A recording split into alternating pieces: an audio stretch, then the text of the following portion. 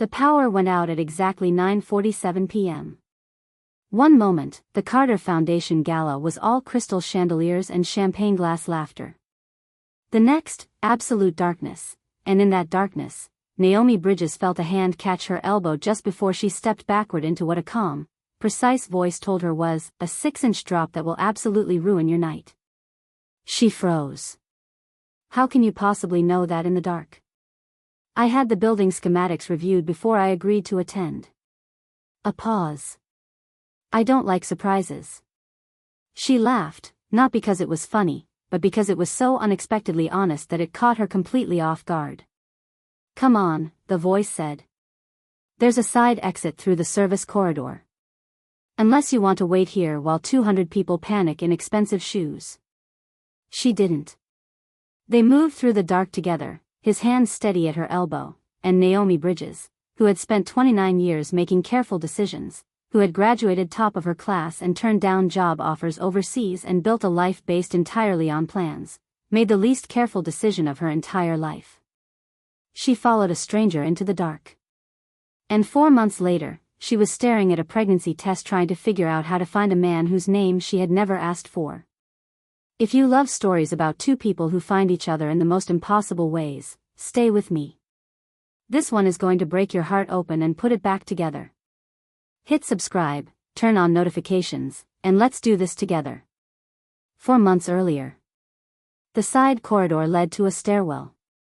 The stairwell led to a conversation that neither of them had planned on having. You don't actually want to be here, Naomi said. It wasn't a question.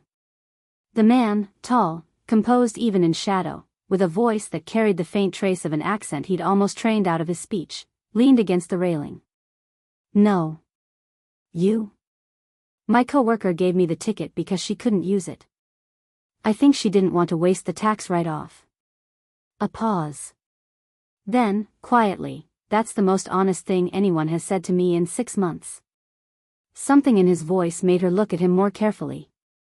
The emergency lighting was dim, casting his face in shadow and angles, but she could see the sharp line of his jaw, the careful way he held himself, like someone who had learned long ago that posture was armor. What do you do that people lie to you that much? She asked. I run a financial firm, he said. People lie to me professionally. That sounds exhausting. It is. The admission hung between them, simple, true, unguarded in a way that felt significant. They stayed there, in a stairwell that smelled faintly of concrete and air conditioning, while a gala continued somewhere above them, and talked. About cities and architecture and the particular loneliness of being good at things people respected but didn't understand. About family and legacy and the weight of building something that mattered. Naomi told him about her parents, her father from Enugu, her mother from Alabama, and the way she'd grown up translating between worlds, never quite belonging entirely to either. He told her his mother was Ghanaian, his father Korean American, and that he'd spent his whole life being both and neither, depending on who was asking. I'm an urban planner, she said. I spend my days trying to make cities work for people who actually live in them, not just people who profit from them. That must make you unpopular in certain rooms. Constantly. She smiled. But I'm right, so they deal with it. He laughed, a real laugh, surprised out of him, and the sound did something to her chest. An hour passed. Then another. What's your name? She asked finally. He hesitated. For just a moment, she saw something complicated move across his face, calculation, consideration, and beneath it something that looked almost like longing. Tonight, he said carefully, can we not do names? She should have said no. She should have walked away. She had never been the kind of person who did things like this. But there was something in the way he asked, not evasive, but careful, like names carried weight he didn't want to put on this moment, that made her say, okay. Okay? He sounded genuinely surprised. Just for tonight, she said. We can be two people who met in the dark and told each other true things. No names. No context. Just this. The look he gave her was so intense it stole her breath. Just this, he repeated softly. They left together. She didn't ask where they were going. He didn't explain. His hotel suite was elegant and impersonal, the kind of space that belonged to someone who lived nowhere completely. Floor-to-ceiling windows overlooking Atlanta's skyline. Minimal furniture. Everything expensive and nothing personal. He poured her water without asking. Stood by the window, careful distance between them. The tension was thick enough to touch. "I need to tell you something," he said. She waited, her heart hammering. "I have a medical condition." He said it carefully, precisely, like he'd explained this before and knew exactly which words to use. "An allergy. To women. Physical contact triggers a histamine response, raised inflammation, respiratory reaction, sometimes worse. It's rare. It's managed. But it means I don't. I can't." He stopped. Turned to look at her. "I haven't touched anyone in 17 years without having a reaction," he said quietly. "Not a handshake. Not a hug. Nothing. So I need you to understand, I brought you here because I wanted to. Because I haven't wanted something like this in so long I'd forgotten what it felt like. But I can't give you what you might be expecting." Naomi's throat was tight. She could see it now, the careful distance he maintained, the way he'd guided her through the dark with his hand at her elbow but never more, the loneliness radiating off him like heat. "What if," she said slowly, "it's different with me?" He went very still. "That's not how allergies work. You haven't tried." "Naomi," he stopped. "You told me your name. You said no names. I changed my mind." She crossed the space between them slowly, watching him. "I'm Naomi Bridges. I'm 29. I grew up in Decatur. I have a degree from Georgia Tech and student loans I'll be paying off until I'm 40. I'm terrified of failure and I overthink everything and I never, ever do things like this." She was standing right in front of him now. "But I'm here," she said softly. "And I'm asking, what if it's different?" His breathing had changed. "If I'm wrong. Then we stop." She lifted her hands slowly, giving him every opportunity to move away. "Tell me if anything feels wrong." She touched his hand. He drew in a sharp breath, but not from pain. From shock, from disbelief, from something that looked almost like grief. She laced her fingers through his. Waited. Watched his face. Nothing happened. No inflammation. No reaction. Nothing but his hand in hers, warm and solid and trembling. "I don't understand," he whispered. "This doesn't happen. This has never happened." "Maybe," Naomi said, stepping closer, close enough that she could feel the heat of him, "it just hadn't happened yet." He raised his free hand slowly, like he was afraid she might disappear, and touched her face. His thumb traced her cheekbone with a reverence that made her breath catch. "You're real," he said, wonder in his voice. "I'm real." When he kissed her, it was like watching something break open, something that had been locked down so tightly for so long that its release was overwhelming, devastating, whole. She had never felt anything like it. Neither had he. He kissed her like she was oxygen and he'd been drowning. Like she was the answer to a question he'd stopped asking years ago. His hands framed her face, slid into her hair, pulled her closer, every touch careful and desperate at once. She kissed him back like she was claiming him, like this moment was the only thing that mattered in the entire world. When they finally broke apart, both breathing hard, he rested his forehead against hers. "I don't even know how to." He stopped. Started again. 17 years. "And you walked into my life and my body just knew." Naomi's heart was hammering so hard she could feel it everywhere. "What's your name?" A long pause. Then, quietly, Seo-jin. "Kwon Seo-jin." "Hello, Seo-jin," she whispered. "Hello, Naomi." He kissed her again, and this time neither of them stopped. Seo-jin woke at 6:14 a.m. to an empty bed and a note on hotel stationery. "Thank you for last night. For the conversation, for the honesty, for showing me what it looks like when someone lets their walls down. I hope whatever you're protecting yourself from gets easier. I hope you find more moments where you don't have to be so careful. I'm not leaving my number because I think we both know this was exactly what it needed to be, one perfect night that doesn't have to become complicated. Take care of yourself. N. He sat on the edge of the bed holding the note and feeling something he hadn't felt in years. Loss. For 17 years, his allergy had been a cage. It had shaped every relationship, every interaction, every possibility. He'd built an empire from inside that cage. He'd learned to be powerful without being close, influential without being intimate. And then Naomi Bridges had touched his hand in the dark and every single cell in his body had said yes. He'd spent the night touching her. Learning her. Memorizing the sound of her laugh and the way she said his name and the particular curve of her smile when he said something that surprised her. He'd touched her skin and felt no reaction except want, no inflammation except desire. For one night, he'd been normal. And she'd left. He couldn't blame her.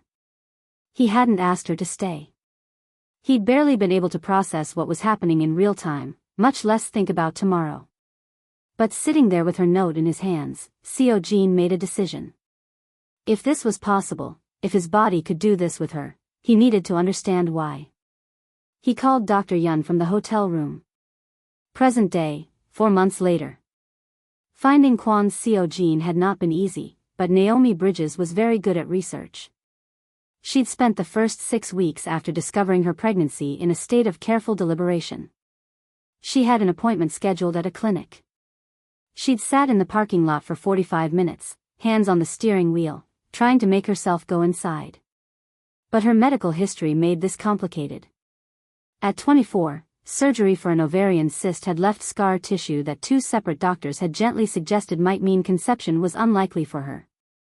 She'd filed that information away with all the other difficult truths she'd learned to carry quietly. Unlikely wasn't impossible. And now, staring at a positive pregnancy test, she couldn't make herself walk into that clinic. So she'd driven home and started looking for the man from the gala. Korean-American. Financial firm. Someone important enough to have building schematics reviewed before attending charity events. Someone careful enough to maintain distance, wealthy enough for a hotel suite that cost more than her monthly rent. It had taken her 3 weeks of searching, donor lists, corporate registries, one very awkward conversation with the Carter Foundation, before she found his name. Kwon Seo-jin. CEO of Kwon Capital Holdings. She'd looked him up and spent 20 minutes staring at his corporate profile, her hand on her still flat stomach, processing the reality of who she'd spent one night with. Kwon Capital Holdings wasn't just a financial firm. It was an empire with layers, legitimate investment operations on the surface, and beneath that, connections to networks that operated in the gray spaces of legality. She'd found articles that mentioned him in careful language, references to disputed territories, and unconventional negotiating strategies. He was powerful. He was dangerous. He was exactly the kind of man she should walk away from. But he was also the father of her child. She'd sent a message to his executive contact, "I need 15 minutes of your time on a personal matter that is time-sensitive and private." His response came in 43 minutes, "Tomorrow. 8 a.m. Bring identification." She wore a gray blazer and her most professional expression and tried not to think about the last time she'd seen him, sleep soft in hotel sheets, his hand in her hair, his voice rough when he'd said her name. The 31st floor of Kwon Capital Holdings was all glass and steel and the particular hush of serious money. His assistant, a precise man named Dowan, escorted her to a conference room where Seo-jin stood by the window, backlit by morning sun. He turned when she entered. For 3 seconds, neither of them moved. He looked exactly the same, sharp suit, controlled posture, that face she'd memorized in the dark. But his eyes widened fractionally when he saw her, a crack in his composure. "Ms. Bridges," he said carefully. "Mr. Kwon." Her voice was steadier than she felt. "Thank you for seeing me." Dowan left. The door clicked shut. The silence stretched. You left, Seo-jin said finally. I did. I looked for you. The admission seemed to surprise him as much as her. The foundation wouldn't release attendee information. I had my team search anyway. They found 17 Naomis in the greater Atlanta area. None of them were you. Her heart stumbled. You looked for me? For 6 weeks. He took a step toward her. Stopped. And then I decided I was being irrational. That one night didn't mean what I thought it meant. That I was just desperate for something I couldn't have, and you were. I'm pregnant, she said. He stopped breathing. 12 weeks, she continued, her voice steady. You're the only person I've been with in over a year. The timeline is exact. I'm not here for money. I'm not here to disrupt your life. I came because you deserve to know. The silence was enormous. When he finally spoke, his voice was rough. Are you keeping it? Yes. Why? The question didn't sound suspicious. It sounded genuinely curious, like he needed to understand her reasoning. Because the doctors told me when I was 24 that this probably wouldn't happen for me, she said quietly. Because I've spent 5 years carrying that loss without looking at it. And because when I saw that positive test, I felt something I haven't felt in a long time. She met his eyes. Hope. Something in his face cracked.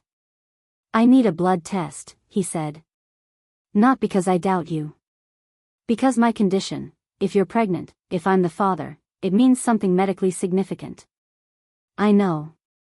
I already made the appointment. His eyebrows rose. You made an appointment? With Dr. Yun Hannah. Your allergist. I found her name in an article about rare immunological conditions. I called her office, explained the situation, and she agreed to see us both. Naomi tilted her head. Did you think I'd come here without a plan? For the first time since she'd arrived, Seo-jin smiled, small and real and devastating. No, he said softly. I suppose I didn't. Dr. Yun's office was in Buckhead, all clean lines and medical professionalism. She was in her 50s, Korean American, with the calm demeanor of someone who had seen everything and was no longer surprised by anything. Until she reviewed Seo-jin's latest blood panel. I've run this 3 times, she said, looking between them. The pregnancy is confirmed, 12 weeks, as Ms. Bridges indicated. But Seo-jin, your inflammatory markers are completely normal. No histamine response. No immune activation whatsoever. That's impossible, Seo-jin said. I'm looking at the results. Your body is not reacting to her. Dr. Yun removed her glasses. I don't have a medical explanation. In 17 years of managing your case, I've never seen this. The only hypothesis I can offer is that there's something in Ms. Bridges' specific biochemical markers that your immune system recognizes as non-threatening. But that's speculation, not science. Naomi found her voice. So he's not allergic to me. Correct. At all? As far as these tests can determine, no. The weight of it settled over all 3 of them. Seo-jin turned to look at Naomi, and the expression on his face was so raw she almost looked away. I didn't imagine it, he said quietly. That night. It was real. It was real, she confirmed, her throat tight. Dr. Yun cleared her throat delicately. I'll give you both privacy.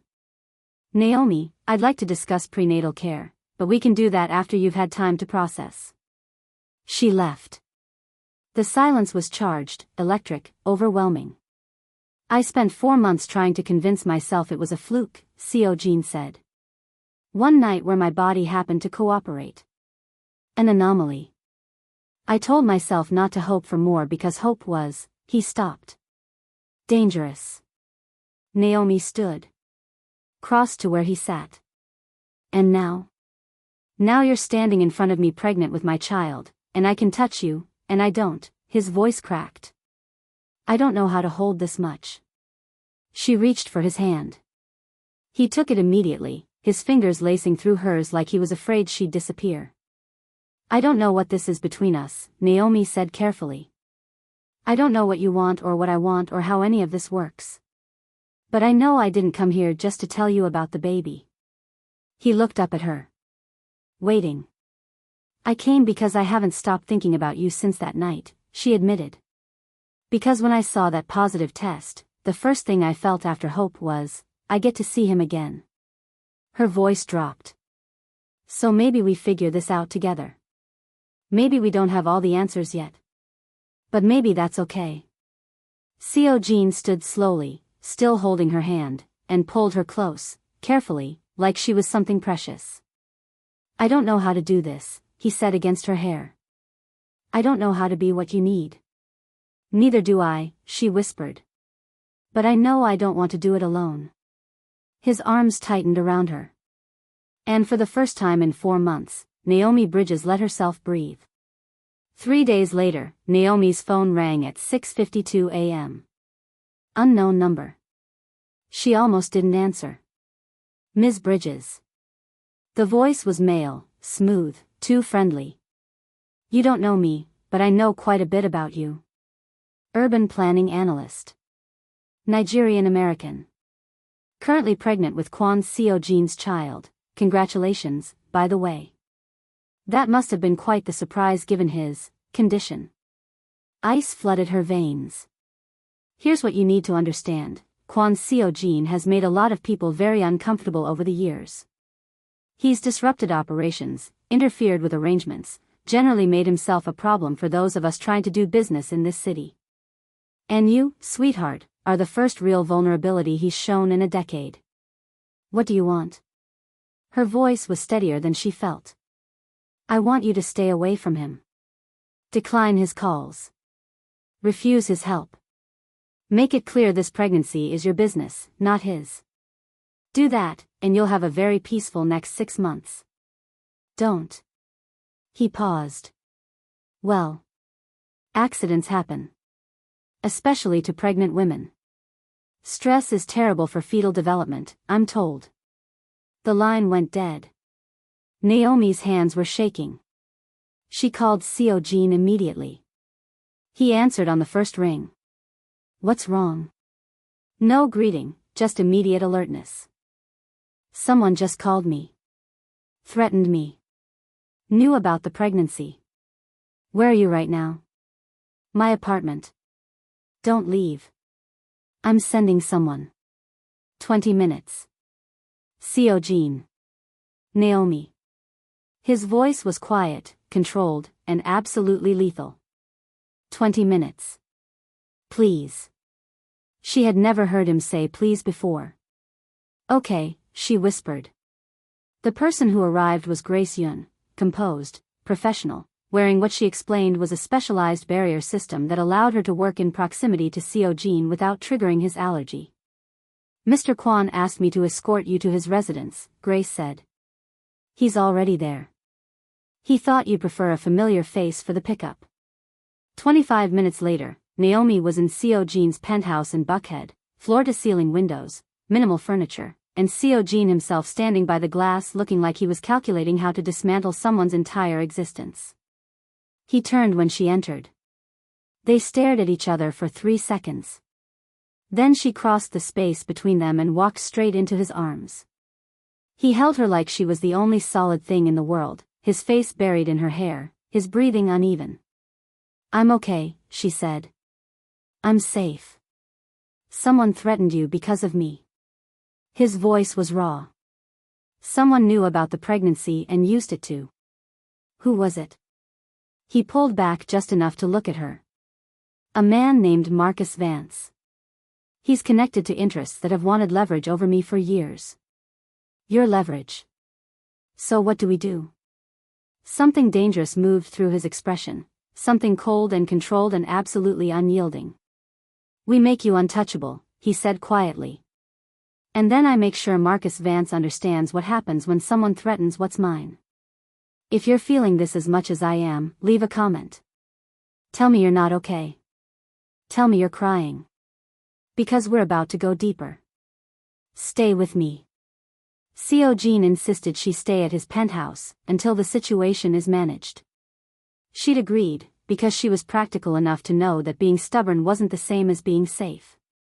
They fell into a rhythm, mornings where he worked from his home office while she reviewed project files on his couch, evenings where they ate dinner together and talked about everything except the enormously complicated situation they were navigating. On Thursday night, she'd been reading when a sudden, fluttering pressure low in her abdomen made her gasp. Seo-jin looked up immediately from his laptop. "What's wrong?" "Nothing's wrong." She put her hand on her stomach, eyes wide with wonder. "The baby just moved. I felt it move for the first time." He went absolutely still. She looked at him, and something in her chest cracked open at the expression on his face, longing and fear and hope all at once. "Do you want to feel?" she asked softly. He crossed the room like he was being pulled by a string. Knelt beside the couch. Looked at her like he was asking permission for something sacred. She took his hand, this hand that had held hers in the dark 4 months ago, that had touched her face with reverence, that had trembled when it learned it could touch her at all, and placed it on her stomach. They waited. And then, there. A small, definite press against his palm. The sound Seo-jin made wasn't quite a breath, wasn't quite a sob. His hand trembled. His eyes went wet. "That's our baby," Naomi whispered. He looked up at her with tears streaming down his face. This man who controlled empires and negotiated with dangerous people and never, ever let anyone see him break. "I've never," his voice cracked. "My whole life, I couldn't touch anyone without my body rejecting it. I convinced myself I'd never have this. Never have a family or a child or someone who," he stopped. "Tried again. And now I'm touching you and I can feel our child moving and I don't know how to hold this much at once." Naomi's own eyes blurred. She put her hand over his, keeping it pressed to her stomach. "Then let me help you hold it." He leaned forward and rested his forehead against her stomach, and she felt his shoulders shake. She held him while he cried, this powerful, dangerous, carefully controlled man breaking open in her living room. And she realized, with startling clarity, that she was in love with him. Not because of the baby. Not because he was powerful or wealthy or because he could touch her when he couldn't touch anyone else. But because he was this, vulnerable and real and willing to break in front of her. "Seo-jin," she said softly. He looked up, tears still wet on his face. "I'm falling in love with you," she said. "I need you to know that. Before anything else happens. Before this gets more complicated. I'm falling in love with you, and it terrifies me, and I don't know what to do about it." His breath caught. "I'm already there," he said roughly. "I've been there since you touched my hand in the dark and my whole world changed." He stood, pulled her up with him, framed her face with both hands. "I love you. I don't know when it happened. Maybe that first night. Maybe the moment you walked into my office and told me you were pregnant without flinching. Maybe every single day since. But I love you, and I need you to know that this isn't about the baby. This is about you." When he kissed her, it wasn't careful or controlled. It was overwhelming, a dam breaking, a wall coming down, every ounce of restraint he'd been holding finally released. She kissed him back like she was claiming him. Like he was hers and she was his and nothing else mattered. When they finally broke apart, both breathless, he rested his forehead against hers. "Stay," he said. "Not because it's safe. Not because of the baby. Stay because you want this. Because you want me." "I want you," she whispered. "I want this. I want all of it." "Then stay." "Okay. Okay?" She smiled against his mouth. "Okay." Abina Kwon arrived on a Sunday afternoon with 3 suitcases and the energy of a woman on a mission. Seo-jin had warned Naomi the night before, "My mother is intense. In the best way. But she's going to cry, and she's going to ask you 1,000 questions, and she's going to probably try to feed you things." "I like food," Naomi had said. "And mothers. I think I can handle it." She was not prepared. Abina took one look at Naomi standing in her son's penthouse, 4 months pregnant, wearing one of Seo-jin's shirts because it was comfortable, her hair in a wrap, and burst into tears. "Oh," she said, hands flying to her mouth. "Oh, you're real." Naomi blinked. Yes."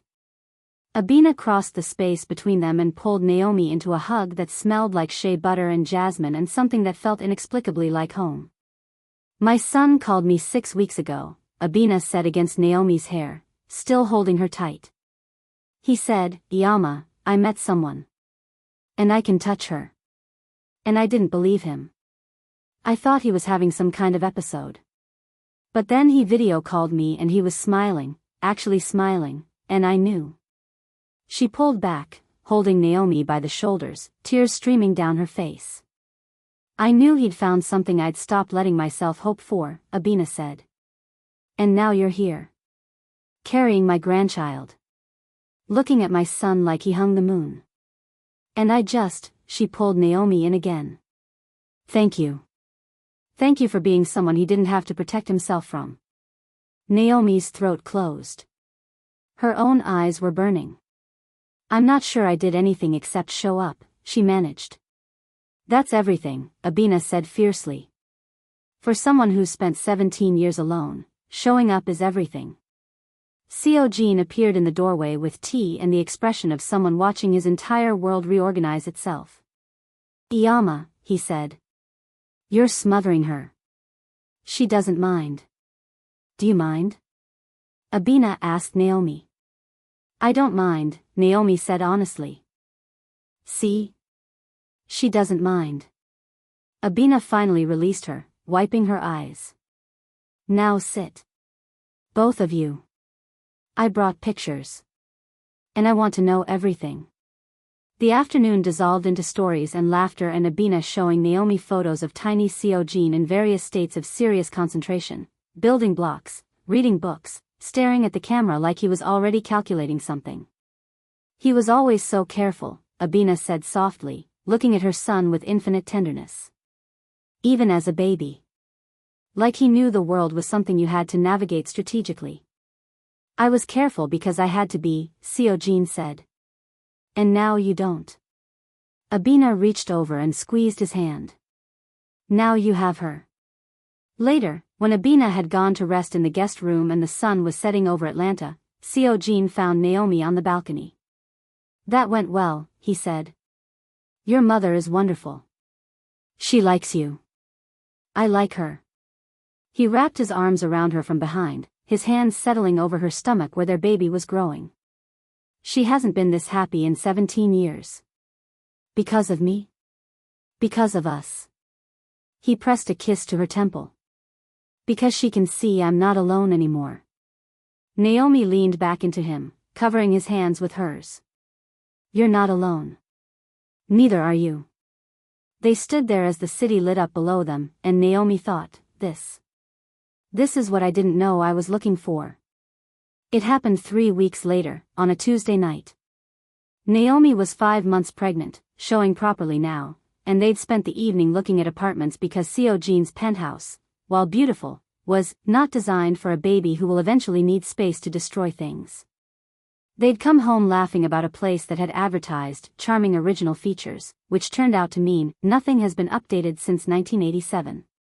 She was standing by the window, looking out at the city, when Seo-jin said, "Marry me." She turned. "What?" He was standing in the middle of the living room, no ring, no fanfare, just him looking at her with absolute certainty. "Marry me," he said again. "Not because you're pregnant. Not because it's practical.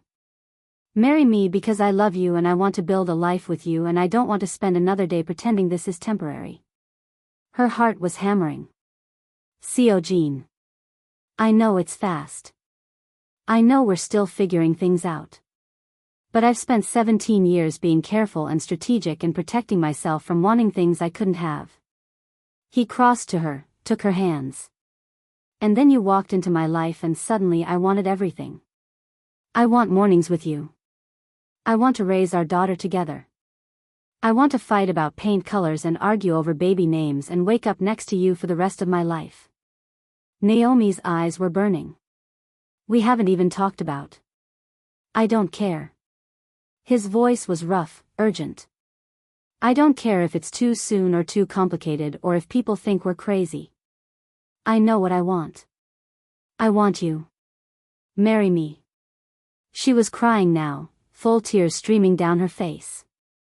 We're a mess, she said. We barely know each other. We started this completely backwards.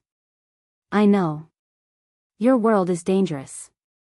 There are people who want to hurt you through me. I know. I'm stubborn and I overthink everything and I'm going to drive you crazy. I'm counting on it.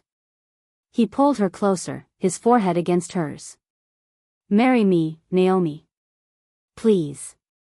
She laughed through her tears, wet and overwhelmed and so full of feeling she could barely breathe. Yes, she said. Yes, okay, yes. He kissed her like she'd given him the world. And maybe she had. Nova Kwon Bridges arrived 3 weeks early, on a Tuesday morning in December. Naomi's water broke at 5:47 a.m. while she was brushing her teeth. She'd looked down at the puddle on the bathroom floor and said, very calmly, Seo-jin, I think it's time. He'd appeared in the doorway in 3 seconds flat, eyes wide. By 6:15, they were at the hospital. By 8:32, Naomi was in active labor and gripping Seo-jin's hand hard enough to leave marks. I can't do this, she gasped between contractions. Yes, you can, he said firmly, his other hand smoothing her hair back from her face. No, I really can't. I changed my mind.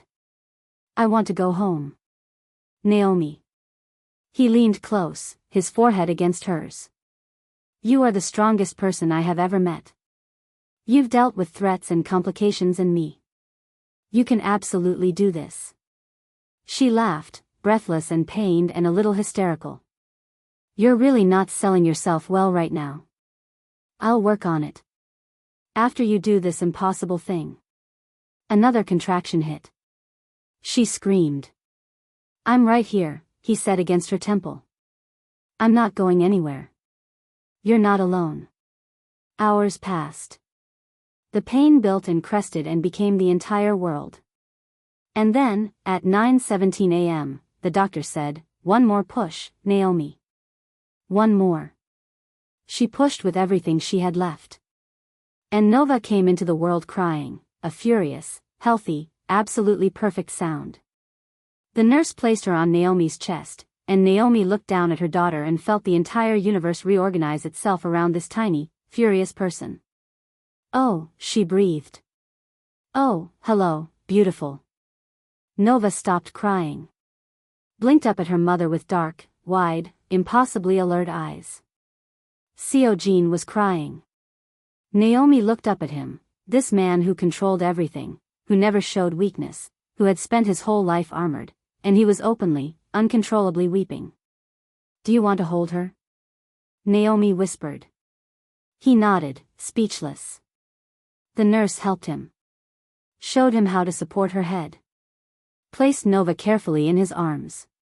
He looked down at his daughter, and his whole face transformed, every wall gone, every defense dropped, nothing but pure, overwhelming love. Hello, Nova, he said, his voice wrecked. I'm your father. And I promise you with everything I am, you will never spend a single day of your life feeling untouchable. You will be loved. You will be held. You will never be alone. Naomi's heart shattered and rebuilt itself. We're a family, she said. He looked at her, this woman who had found him in the dark, who had carried his child, who had loved him when he believed love was impossible. We're a family, he confirmed. 6 months later, they got married. The ceremony was small, just family and the handful of people who truly mattered. Abina cried through the entire thing. Grace served as maid of honor. Nova, strapped to her grandmother's chest in a tiny dress that Abina had shipped from Seoul, slept through the vows and woke up exactly in time to protest during the kiss. Everyone laughed. Naomi wore ivory. Seo-jin wore charcoal gray. They said their vows in his penthouse with floor-to-ceiling windows framing Atlanta's skyline. When the officiant said, "You may kiss your bride," Seo-jin cupped Naomi's face and kissed her like they were the only two people in the world. Nova made a noise of protest. They broke apart laughing. Later, when the guests had left and the caterers had packed up and the city was settling into evening, Seo-jin found Naomi on the balcony. She was holding Nova, who was doing her level best to grab her mother's earring and succeeding. He wrapped his arms around them both. "My family," he said softly. "Your family," Naomi confirmed. Below them, Atlanta glittered. Above them, the sky opened up into stars. And between them, Nova, the impossible, beautiful, furious proof that sometimes the body knows something the mind takes longer to learn. Sometimes the cure for loneliness isn't medicine or management or careful distance. Sometimes it's just another person brave enough to reach into the dark and hold on. And that's where we leave them, not perfect, but whole. Not without scars, but together. Not because it was easy, but because they chose each other. If this story found you today, I hope it reminded you that love is real. That healing is possible. That sometimes the most impossible things are the ones most worth fighting for. Comment and tell me your favorite moment. Was it the first night? The moment he felt the baby move? The proposal? Let me know, I read every single one. Subscribe if you haven't already, because there are more stories exactly like this waiting for you. Thank you for staying until the end. I'll see you in the next one. With all my love. Stay blessed.